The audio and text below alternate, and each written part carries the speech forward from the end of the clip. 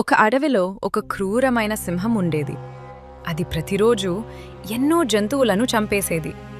అడవిలోని జంతువులన్నీ భయపడి సింహంతో ఒక ఒప్పందం చేసుకున్నాయి. మృగరాజా, నువ్వు వేటాడకు, మేమే రోజుకు ఒక జంతువును నీకు ఆహారంగా పంపిస్తాము అని అన్నాయి.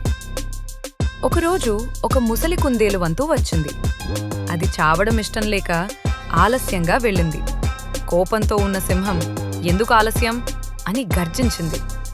కుందేలు తెలివిగా, మహారాజా, దారిలో నన్ను మరో సింహం ఆపేసింది. అది తనే ఈ అడవికి రాజని చెప్పింది అని అబద్ధం చెప్పింది. సింహం ఆ జంతువును చంపాలని పంతంతో కుందేలును ఆ మరో సింహం దగ్గరకు తీసుకెళ్లమని అడిగింది.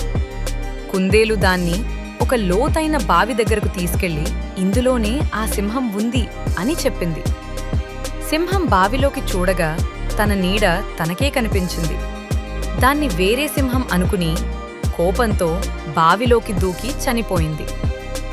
నీతి: బలం కంటే తెలివితేటలే గొప్పవి.